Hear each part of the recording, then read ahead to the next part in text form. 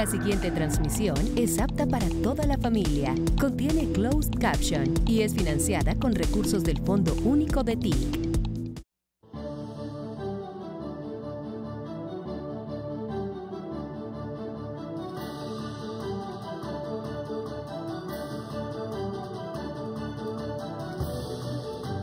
Bien, vamos a comenzar. Este Consejo de Ministros censurado por decisiones de algunos magistrados en los canales públicos administrados por concesiones privadas de televisión,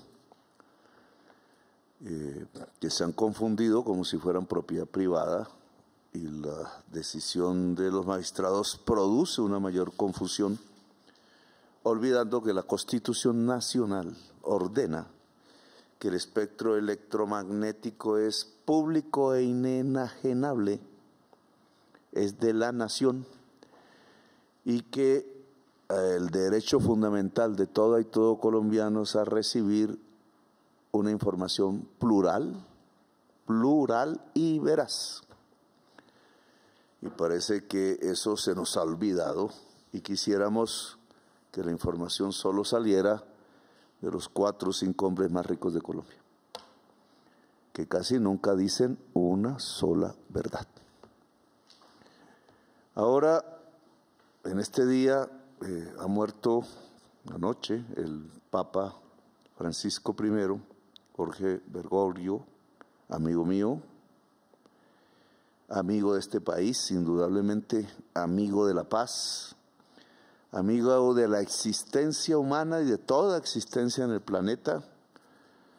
La encíclica Laudato Si es una joya de la literatura porque está muy bien escrita, pero adicionalmente es un testimonio total en un momento en donde la existencia humana está a punto de perecer por la codicia de los poderosos del planeta, que han llenado la atmósfera de veneno que calienta el planeta cada vez más, veneno que sale del uso de energías fósiles que necesitan en mayor dimensión para hacer más cosas, para vender más, para ganar más, y de ahí la codicia. Codicia está enfrentada a la vida. Si el ser humano quiere vivir en el planeta y cuidar la vida del planeta, tiene que cambiar el sistema. Y no es simplemente sobre la base de descarbonizar, que suena bien, dejar de usar petróleo, carbón y gas, y es rápido, y es en todo el mundo, sino que este cambio tecnológico implica un cambio entre las relaciones entre las personas y un cambio en el poder, y ahí por qué no hemos podido hacerlo hasta el momento. El Papa Francisco denunció esto y no le alcanzó la vida para ver las soluciones. Por eso quiero un minuto de silencio de pie de este Consejo de Ministros de un gobierno progresista colombiano y latinoamericano por la existencia y la vida de las palabras de Francisco I, en honor a él, uno de los guerreros pacíficos del ejército por la vida del mundo.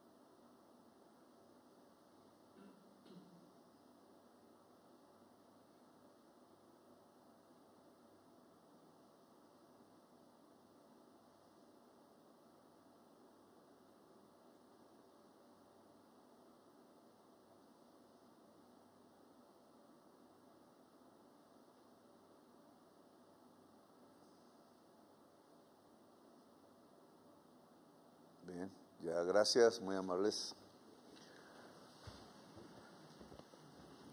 Bien, vamos Acabamos de hacer una locución, ya ustedes la vieron en todos los canales del espectro público electromagnético de Colombia. Lo dedicamos a brindar información alrededor de la campaña por la vida para tratar de detener la enfermedad fiebre amarilla. Ahora vamos a extender al conjunto de ministerios algunas indicaciones que sobrevienen de esta campaña, que se vuelve prioridad porque la mortalidad que genera es del 50% más o menos. De cada 2 enfermos, 1 muere.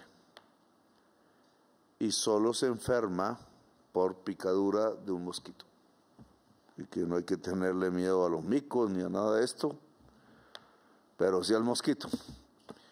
El mosquito se mueve en unos climas que han venido variando, precisamente por lo que decía el Papa Francisco en Laudato Si, porque el clima se está calentando cada vez más y los animales que eran de la selva empiezan a subir, las especies vegetales, etcétera, con enorme peligro para nuestro propio equilibrio social en todo el mundo.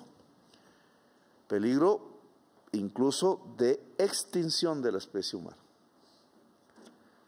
No es tanto lo más espectacular como los grandes huracanes que cada vez son mayores, o el alza del nivel del mar, o las grandes sequías, o los grandes inviernos, etcétera, lo que puedan poner en peligro la especie humana.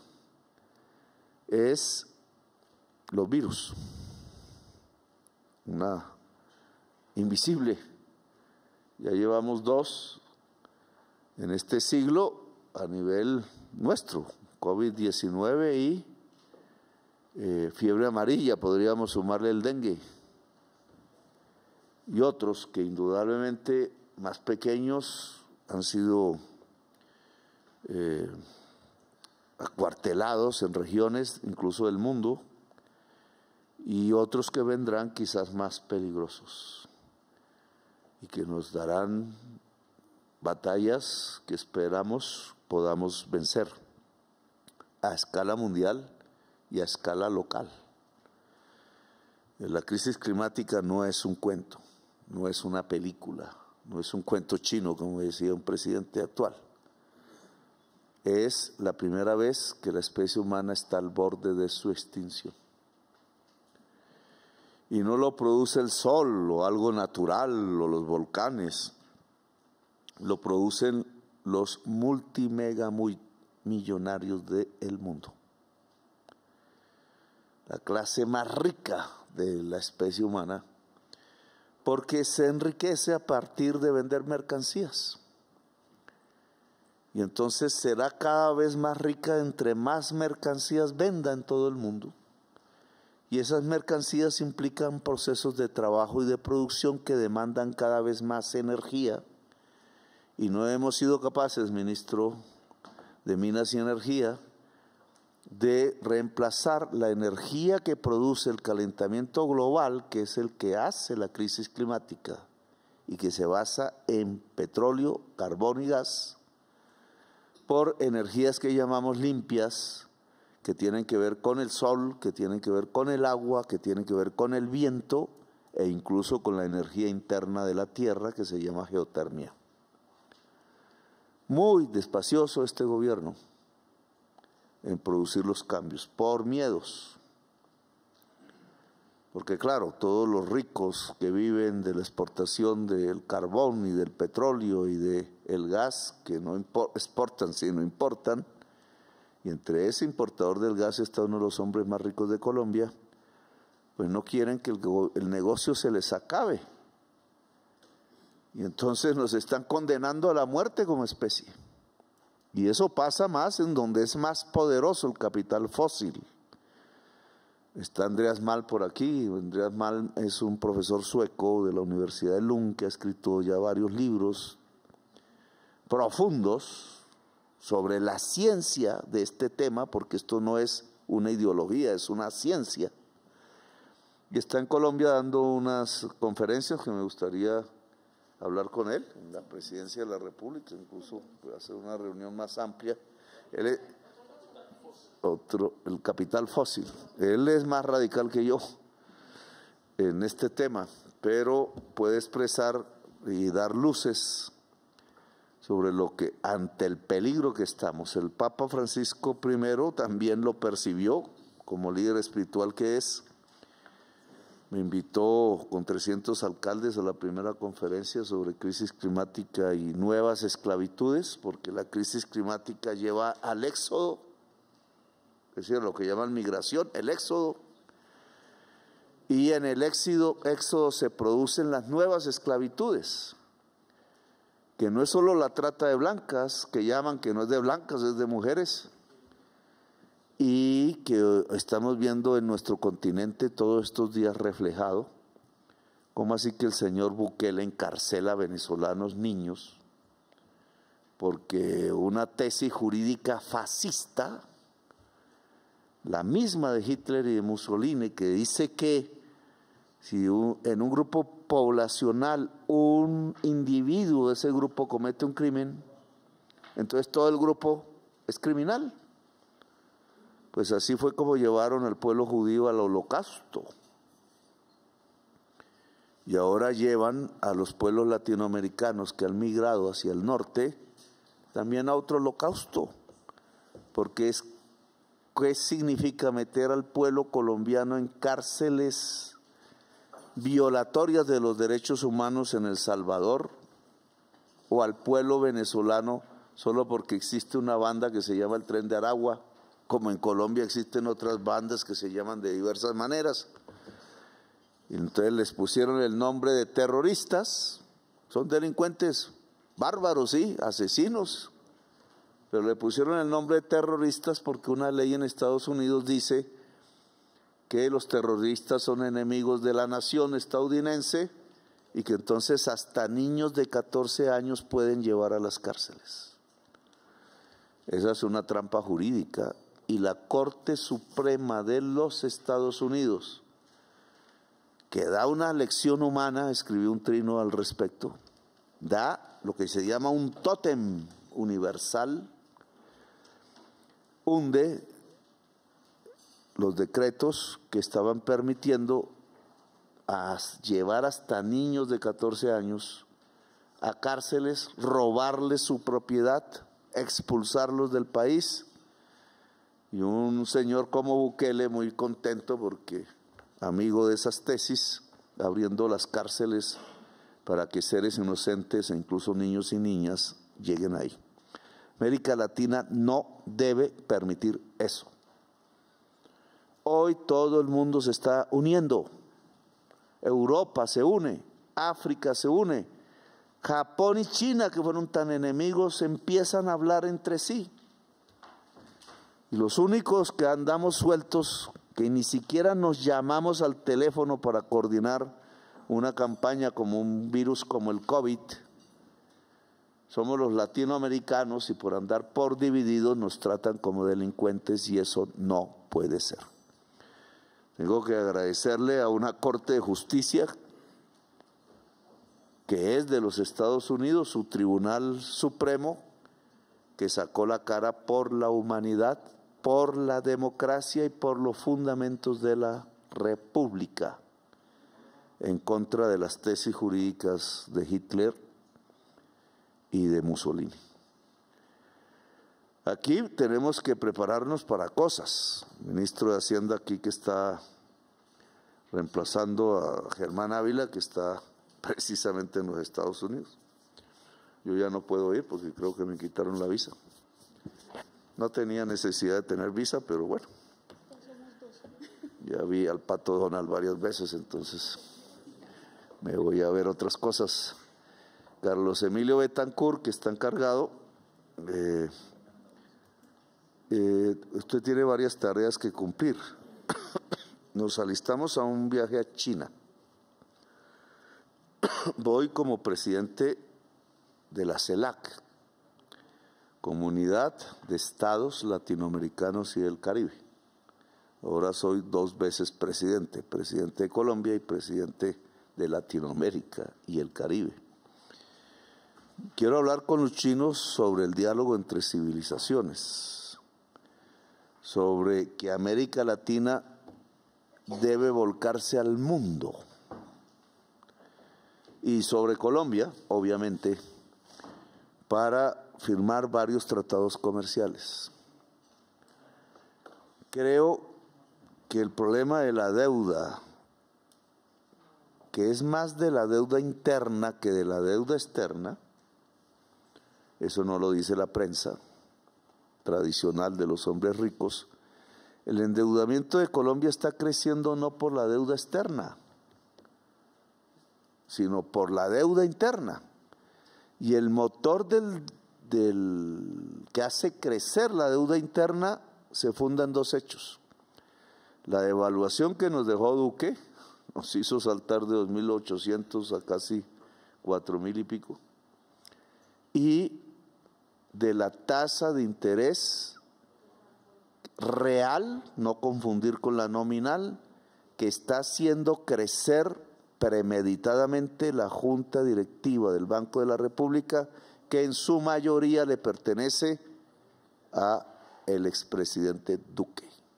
Es una trampa, lo dijo yo aquí en un consejo pasado. Nos quieren construir la misma trampa con la cual derrumbaron el gobierno de Syriza en Grecia. Es lo mismo.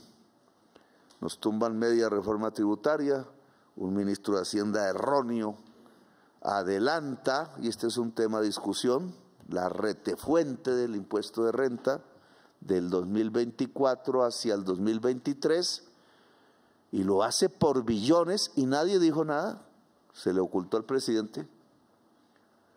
La prensa ahí sí no dijo error, sabían para qué era, nos quitaban los ingresos del 2024 para algo que es lo peor, que era para pagar la deuda que dejó Duque, casi por 70 billones de pesos en Ecopetrol, ¿cierto? Por no subir el precio de la gasolina a la clase media alta de Colombia. Entonces puso a los campesinos, a los pobres, a la juventud, a las necesidades básicas, a crecer sin financiación en el gobierno que seguía, porque le fue a pagar la gasolina a los dueños de las 4 puertas. Y eso se volvió real, pues la deuda se creó, pero el pago se hizo en este gobierno en el Ministerio de Hacienda de Ocampo. Y entonces usamos recursos corrientes del gobierno para subsidiar a ricos y a clases medias altas. Eso está prohibido por la Constitución. Por eso se fue a la cárcel una vez un alcalde de Bogotá, y Lucio, y otros. No se pueden dar subsidios a los ricos. Por eso pusieron preso a Arias, ¿cómo se llama? Ministro de Agricultura de Duque. En este gobierno se hizo. Y yo quiero a usted, ministro, y al ministro que llegue, que ponga la denuncia penal, la denuncia. Porque se creó un subsidio, 40 billones de pesos del presupuesto se pagaron a la clase media alta de Colombia subsidiándole su gasolina. Y la Constitución prohíbe eso. Y ahora sí llegan a decirnos, mire cómo crece el déficit fiscal. Pues claro, nos quitaron los ingresos del año pasado para pagar ese subsidio, que eran ingresos del año pasado, pero se pagaron en el 23, y el Banco de la República va haciendo crecer la deuda interna de Colombia para que nos estrangulen económicamente, y entonces el pueblo diga, uy, qué mal gobierno, y pase lo de Grecia. En Grecia derrumban el gobierno de izquierda y sube el fascismo. Ahora se están llenando las calles de Atenas y de Grecia tratando de salir de ese problema. Colombia no puede pasar. Nosotros nos defendemos. Y por eso hay unas tareas precisas que tomar, empezando por la denuncia. Eso fue un ilícito. Que van a decir que en el gobierno de Petro sí, pero escondidas. Había dinero para hacer ese tipo de cosas. Pero no significa que nos quedamos con las manos atrás. Dice la prensa que la Retefuente, ahora haciendo de nuevo lo mismo, ¿cierto? Adelantando los impuestos del año entrante de las empresas a este año para financiar el hueco que venimos corriendo y que venimos disminuyendo, es un error. Tienen razón. No se puede hacer de forma generalizada. Se tiene que hacer de acuerdo al programa de gobierno. Nosotros dijimos, queremos que la economía colombiana pase de ser extractivista y fósil, y ahora este virus del que vamos a hablar y la muerte del Papa Francisco sí que nos explica por qué debemos hacerlo, porque no podemos vivir del petróleo, ni del carbón, ni del gas. Ya disminuyeron 17% las exportaciones de petróleo y carbón. El mundo no lo va a comprar. El petróleo colombiano es pesado. Los primeros petróleos en salir del mercado mundial son los pesados.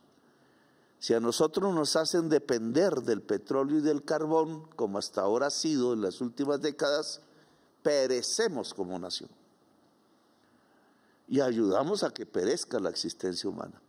Luego, cuando dijimos en el programa, salimos de ese extractivismo y pasamos a la producción agraria, industrial y concomitantes, no estábamos equivocados. Eso significa que para la Retefuente que ustedes piensan poner, estudio, decreto que hay que firmar, entonces son las actividades del capital fósil las que pagan la Retefuente adelantada. Corte Constitucional les regaló los impuestos que habíamos decretado en la reforma tributaria. Pues hay otras formas de recaudar del capital fósil la financiación para transitar a la economía productiva que da empleo, trabajo, lo hemos visto en todas las cifras que han salido. Crece la agricultura en el último dato que da el DANE hoy fue, y edad está por ahí. Tú lo dices, crece la agricultura y cae la minería en forma de petróleo y carbón. Ese dato del DANE nos está diciendo que tenemos razón. Luego la Retefuente se coloca de manera diferenciada sobre el capital fósil. Le he pedido a Cielo que estudie esto en términos de aranceles también. Y no se coloca en las empresas pequeñas, grandes, medianas, que sean productivas, ni agrarias, ni industriales, ni de servicios concomitantes con la actividad agraria e industrial. Tienen un mayor valor agregado. Tienen más capacidad de empleo, generan riqueza de verdad. El petróleo solo es una transferencia de riqueza, es una renta, no es una generación de riqueza, y nos ayuda a mantener con más brío el crecimiento económico real de Colombia. Entonces, esto para que tomen nota, porque la prensa está diciendo, uy, le van a subir hasta los obreros. Lo escuché en una de esas prensas mentirosas. No, empezando porque la Retefuente no se cobra a la mayoría de los obreros del país, porque sus ingresos no se los dejan subir. Hay unas congresistas y congresistas decididos a dañar a Jesús el carpintero. No les gusta que se gane la vida a través de su trabajo. Bueno, esa es una indicación que quiero que usted tome, porque ha venido mucha confusión en los medios de comunicación al respecto. Hay que diversificar la propiedad de la deuda externa de Colombia para no depender de nadie en particular. ha sido Qatar ha pedido comprar deuda, China ha pedido comprar deuda, Japón ha pedido comprar deuda, países escandinavos han pedido comprar deuda y el Ministerio de Hacienda se queda quietico, parroquial en su edificio y no sale. Y necesito que salga, porque buena parte de la deuda externa se puede vender y diversificar los propietarios de la deuda de Colombia, con lo cual nos volvemos más independientes. Y Bolívar nos enseñó a ser independientes, otros nos enseñaron a arrodillarnos. Y espero que eso se olvide rápidamente porque tenemos que ponernos de pie. En otros temas que quiero aquí, antes de comenzar el del tema que nos convoca, que es la campaña por la vida y las indicaciones que vamos a dar. Consulta popular. Mañana se presenta el texto al público, a la gente. Lo va a hacer el ministro de Trabajo y el ministro del Interior, en rueda de prensa, para que la gente ya empiece a discutir las preguntas y nos haga sugerencias. Y oficialmente, y empieza el debate, se presenta al Senado de la República el 1 de mayo, Día del Trabajo. Me parece sustancial. La Comisión Séptima del Senado se burló del trabajo en Colombia. Hasta levantó una cruz invertida, porque se le olvidó que en la cruz estaba un obrero, un trabajador colgado, por decir la verdad. Y afectaron a todos las y los trabajadores de Colombia, de todos los rincones del país, uribistas y no uribistas, a todos y todas. Y entonces nos estamos acercando a un momento en donde ya no luchamos por un proyecto político. Ya no estamos diciendo voten por nosotros. Yo estoy ya en un momento en donde lo que estamos pidiéndole al pueblo es que vote por él, por el pueblo, por sus derechos, que es para todos, independientemente de qué color partidista tengan o no tengan. Pelear por las mujeres, pelear porque tengan igualdad de derechos laborales, pelear por las madres comunitarias, que son las que este Estado ha estafado cuando son las primeras cuidadoras de vida, pelear por los obreros, pelear por la juventud que entra a trabajar y la empiezan a explotar desde el primer día. Y en esa medida, esa discusión que comienza mañana se oficializa entonces en el Senado de la República el 1 de mayo. Quiero que todo este Consejo de Ministros, en lo que cada cual en particular es de su competencia, convoquen al pueblo a las calles. Es 1 de mayo, Día de las Trabajadoras y los Trabajadores de Colombia, con un pliego que es la consulta popular, para que el Senado obedezca al pueblo como ordena la Constitución, o si no pierde su razón de ser. Los congresos se hicieron para representar al pueblo, no para portarse como reyes sobre el pueblo. A los reyes les quitamos la cabeza hace tiempos. Esto es una república y democrática significa el mando lo tiene el pueblo. Y ahora llegó la hora del pueblo. Luego espero de todas las colombianas y colombianos en todos los rincones de Colombia salir por millones a las calles. Que lo que hicimos la pasada vez sea apenas el inicio de la gran movilización popular colombiana a demostrar quién tiene el poder en Colombia. Sino 3 ricos que quieran explotar y tratar como esclavos a la gente, o millones y millones de colombianos que hicieron la independencia y fundaron la República de Colombia. La consulta popular, por tanto, va. La Iglesia Católica, antes de la muerte del Papa, logró deshacer una de las tantas mentiras de la prensa tradicional.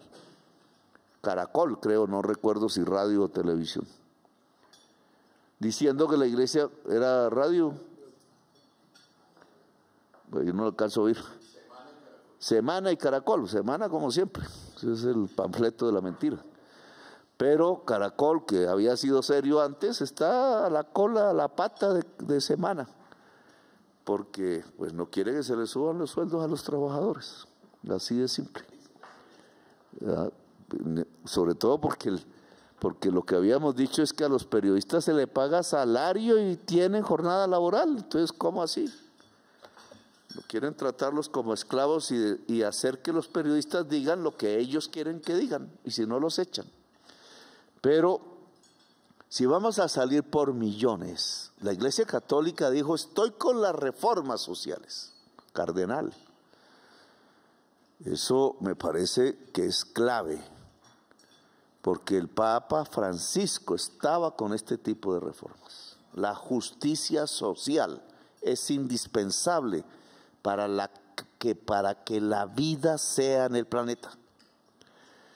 Y entonces vamos a dar la batalla, una batalla pacífica pero enorme, porque el país cambiaría si la logramos.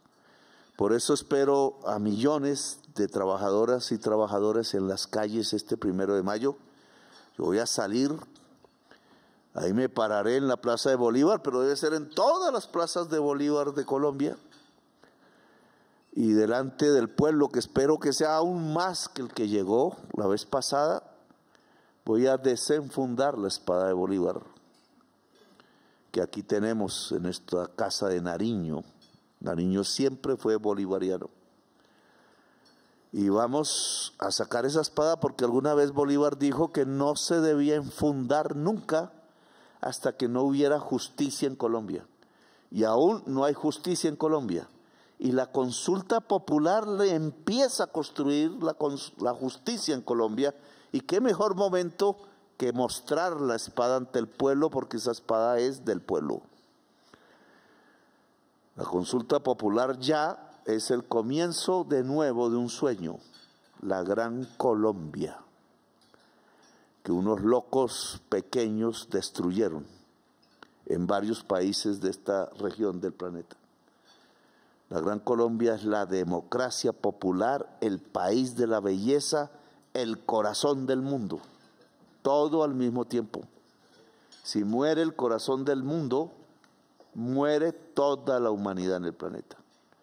Esa era la gran importancia de la lucha de Bolívar, que sigue cabalgando. Y entonces ahora nos toca a nosotros levantar de nuevo la espada, en paz y con alegría. Pero esa espada tiene que convocar multitudes, porque si no van a extinguir el país de la belleza, los derechos de la gente y del pueblo. Entonces todo ministro o ministra tiene la labor de movilizar todo lo que pueda, que no son los empleados, que son la mayoría uribistas y nos hacen feo todo el siglo gobernando este estado, como no van a ser, sino que es la población a la que nos referimos y que tiene que reaccionar, explicar, etcétera. En seguridad, estuvimos esta Semana Santa metidos en ese tema. Hay que decir en forma general que disminuyeron en Semana Santa un 37% el número de fallecidos. Fallecidos por cualquier razón, violentas, accidentes de tráfico. Se redujo sustancialmente la muerte en Semana Santa, contrario a lo que la prensa quiso decir. Muy entusiasmada porque pusieron los codiciosos una bomba en La Plata. Entre los fallecidos hay 8 miembros de la fuerza pública en diversas partes del país. Ninguno en combate, todos tratando de cuidar a la población en sus creencias de Semana Santa. Y francotiradores, la mayoría fue en la costa Caribe, creo, del Clan del Golfo, dispararon contra ellos. E incluso pusieron una bomba en Salgar, en el sur de Antioquia. Son los herederos del paramilitarismo y los mayores narcotraficantes en este momento del país. La mayoría de los violentos son narcotraficantes. Aquí no nos podemos llamar a engaños. No son guerrilla, son traquetos. No están en una insurgencia, están en un business. Y matan por el business. Y se matan entre ellos como nunca por el business. Y creemos que estamos dando pasos ya muy seguros para que Colombia salga de ese tipo de negocios ilícitos. Nos acercamos a 50.000 hectáreas donde campesinos y campesinas y agrupaciones incluso armadas están poniendo a disposición para ser transformados en cultivos lícitos. Ahora nos falta plata, ministro. Pensamos que no iba a resultar, pero ahora son tantas las hectáreas puestas, inscritas, que no nos alcanza la plata que tenemos. Y ya sabemos que Efraín Cepeda nos desfinanció. No tenemos plata para la campaña por la vida, para vacunar, no tenemos plata para pagar la sustitución de cultivos, no tenemos plata para muchas necesidades urgentes, porque ese era su deseo y ahora sí, entonces nos echa la culpa de por qué no se baja, no se paga la opción tarifaria, etcétera. Ya explicamos eso en el pasado Consejo de Ministros. Eso implica audacia para conseguir esos dineros. Y entonces por eso lo he interpelado a usted, ministro de Hacienda, porque una prioridad es cumplirle a la población del Catatumbo. Catatumbo ha llegado a una inscripción de más de 10.000 hectáreas para sustituir hoja de coca. Ojo, no podemos incumplir. Duque engañó a 90.000 familias cultivadoras durante 4 años. Nosotros ya estamos llegando a cifras no tan iguales, lamentablemente, pero rápidamente. Pero el requisito es financiar la sustitución de cultivos, arrancar la raíz, no simplemente fumigar. Solo la fumigación mata la mata de coca y solo la erradicación mata la mata de coca si saca o mata la raíz. Engaño en el que nos tuvieron durante décadas. Fumigaban por arriba, business, compraban a la Monsanto el glifosato, se llenó de plata, otros también se llenaron de plata, pero desde una avioneta cae el veneno y si tienen gente abajo, corta las matas y la raíz queda viva y vuelve a nacer la mata de coca. Solo si la gente que está abajo, en lugar de recibir veneno fumigado, tiene la voluntad de cortar la mata de coca o sacarla de raíz, se muere la mata de coca. No vuelve a nacer. Entonces, el compromiso con el campesinado del Catatumbo y del Micay es fundamental. Ustedes no están llegando al Micay. Solo ha llegado Gloria Miranda y Astrid. Se necesita presencia permanente en el Micay, presencia permanente en Catatumbo. Ahora nos vamos a extender a la zona de Samaniego, Nariño, y nos vamos a extender a una zona del Putumayo. Caquetá, Putumayo y Nariño son las 3 zonas de cultivo de hoja de coca más grande del mundo y obviamente de Colombia.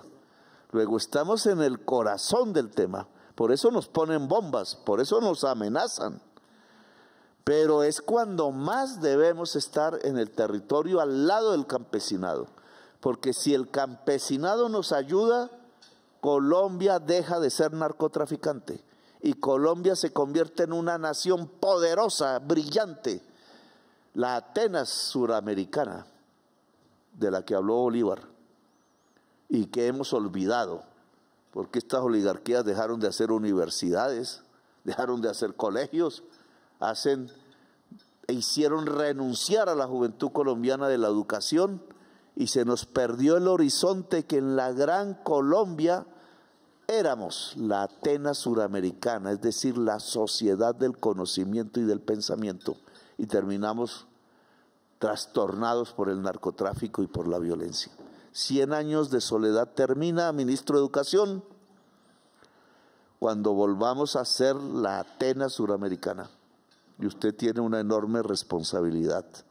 Si logra vencer a sus funcionarios que se oponen y podamos expandir la educación pública superior en todas las regiones de Colombia, incluido el Micay, incluido Catatumbo, incluido Nariño, incluido el Putumayo y todo el país. Bueno, ya me extendí mucho y es hora de dar la palabra aquí para que el ministro de Salud, en primer lugar, pueda extender una serie de consejos a cada ministro y ministra alrededor de la campaña por la vida y a la población colombiana sobre cómo cuidarnos para detener o correr más rápido que el mosquito y salvar las vidas colombianas que hoy están expuestas, según nuestros cálculos, en una cantidad de 7 millones de personas en una enfermedad que trae 50% de mortalidad.